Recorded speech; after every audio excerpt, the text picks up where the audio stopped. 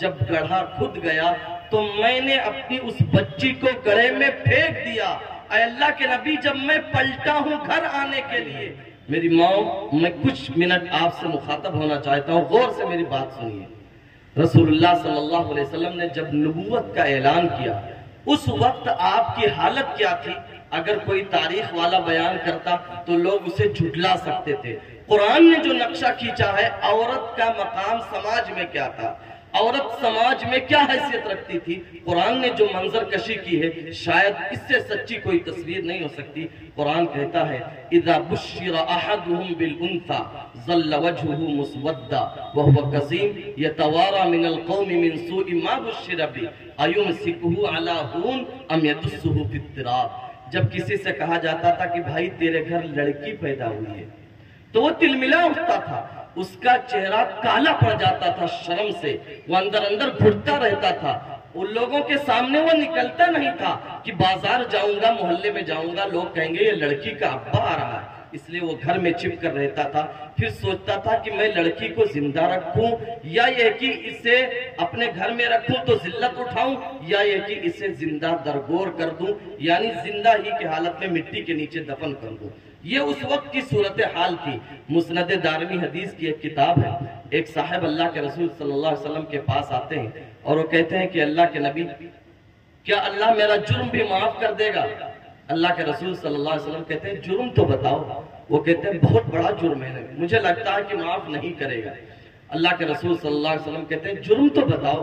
پھر جب اس نے جرم کی داستان بتائی ہے میری ماں سنیے، کیسا باپ تھا وہ۔ اس نے کہا میں سفر پر گیا تھا، میرے گھر ایک لڑکی پیدا ہوئی، میری اہلیہ نے اس کی تربیت کی، وہ بچی بولنے لگ گئی جب میں سفر سے واپس آیا۔ گھر میں جب لڑکی کا وجود دیکھا تو میں غصے سے تلملا اٹھا۔ اب میں بہانہ ڈھونڈتا تھا کہ کیسے میں اس بچی کو ماروں اور کیسے اس کو دفن کروں۔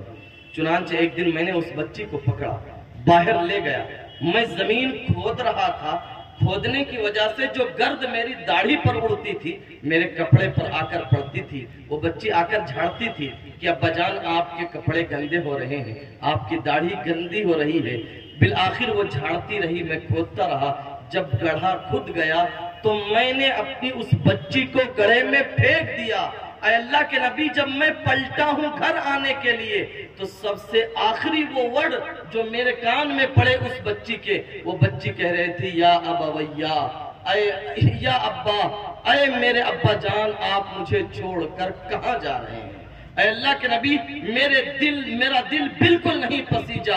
وہ بچی چیختی رہی، چلاتی رہی، پھوٹ پھوٹ کر روتی رہی، لیکن میں اسے چھوڑ کر چلا آیا۔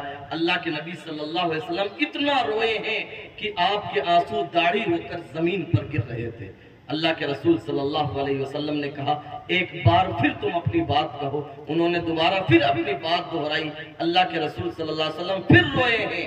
پھر اللہ کے رسول صلی اللہ علیہ وسلم نے ارشاد فرمایا ان الاسلام یہدم ما کان قبلہ، اسلام سے پہلے کے تمام جرم کو معاف کر دیتا ہے۔ یہ ہے سماج کی وہ حالت عورتوں کی جو رسول اللہ صلی اللہ علیہ وسلم کے دنیا میں آنے کے وقت تھی۔ پھر آپ جب دنیا میں آئے تو آپ نے عورتوں کو عزت دی کہ وہ بیٹی جو گڑھے میں چیخ رہی تھی، اپنی زندگی کی بھیک مانگ رہی تھی، اللہ کے رسول صلی اللہ علیہ وسلم نے ارشاد فرمایا اگر کوئی 3 بیٹیوں یا 3 بہنوں کی یا 2 بیٹیوں یا 2 بہنوں کی، صحابی رسول کہتے ہیں اگر ایک کے بارے میں پوچھا جاتا جب بھی یہی جواب ہوتا کہ کوئی 2 بیٹیوں کی پرورش کر لے، 3 بیٹیوں کی پرورش کر لے، 2 بہنوں کی پرورش کر لے تو پھر وہ جنت میں میرے ساتھ ہوگا۔ اللہ کے رسول صلی اللہ علیہ وسلم فرماتے ہیں 2 بیٹیاں پیدا ہوئی ہیں، ان کی تعلیم و تربیت اچھے ڈھنگ سے انجام دے لے جاؤ، دنیا میں جنت واجب ہو گئی۔ یہ گارنٹی محمد ابن عبداللہ دیتے ہیں، جنہوں نے 2 بچیوں کی تربیت کر لی ان کے لیے جنت واجب ہے۔ یہ کون بچی تھی؟ یہ وہ بچی تھی جسے لوگ زندہ درگور کر رہے تھے۔ آپ ایک اس پوائنٹ پر غور کیجئے کہ آپ صلی اللہ علیہ وسلم جس معاشرے میں آئے وہاں لڑکا اچھا سمجھا جاتا تھا، لیکن آپ کے یہاں لڑکوں کو پھر بھی زندہ نہیں رکھا گیا۔ اللہ نے دیا تو لیکن پھر چھین لیا۔ लड़की ही दी और लड़कियों ही से नस्ल चली, दुनिया को बताने के लिए कि अगर लड़की बुरी चीज होती तो मोहम्मद इब्न अब्दुल्ला को न दी जाती। मोहम्मद इब्न अब्दुल्ला की नस्ल ही लड़की से चली है। आपको लड़कियां इसलिए दी गई ताकि आप लड़कियों का दर्द महसूस कर सकें। लड़कियां किन मसाइल और मुश्किलात से गुजर रही हैं, आप समाज में उसको महसूस कर लें। इसीलिए आपकी नस्ल लड़कियों ही से चली और करबला के मैदान में जो बहादुरी पेश की गई वो रसूलुल्लाह सल्लल्लाहु अलैहि वसल्लम की नस्ल लड़की ही से तो चले हुए लोग थे जिन्होंने करबला के मैदान में बहादुरी पेश की।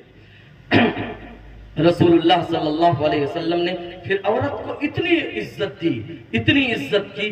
बुखारी की रिवायत है, आप फरमाते हैं कि मैं इशा की फर्ज नमाज पढ़ा रहा होता हूँ, मेरा दिल ये चाहता है कि मैं नमाज को लंबी करूं, लेकिन मैं पीछे से किसी बच्चे के रोने की आवाज सुनता हूं तो अतजव्वज़ु फी सलाती, मैं नमाज को छोटी कर देता हूं कि बच्चे की रोने की वजह से माँ को तकलीफ पहुंचेगी, तो माँ को तकलीफ नहीं होनी चाहिए, इसलिए मैं ईशा की नमाज ही छोटी कर देता हूं।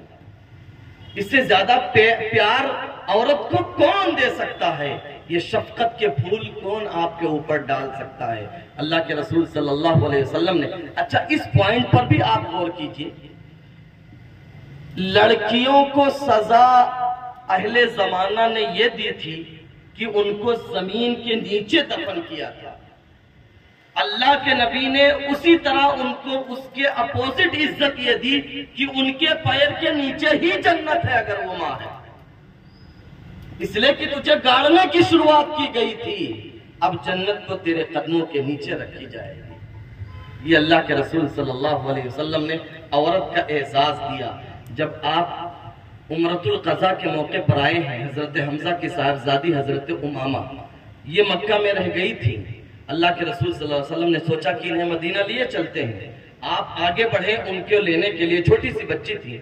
हजरत जाफर ने कहा इनको मैं ले जाऊंगा, इनकी खाला मेरे घर है। हजरत अली ने कहा मैं ले जाऊंगा, मेरे खानदान की बच्ची है। हजरत ज़ैद इब्न हारिसा बोले कि अल्लाह के नबी मैं भी तो मुसलमान हूँ, मैं ले जाऊंगा। अल्लाह के नबी दूर खड़े होकर मुस्कुरा रहे हैं। आपकी निगाहों में वो मंजर रहा होगा, कहाँ लोग जिंदा दफन कर रहे थे, कहाँ एक लड़की को पालने के लिए 3 लोग लड़ रहे हैं कि मैं पालूंगा, मैं पालूंगा।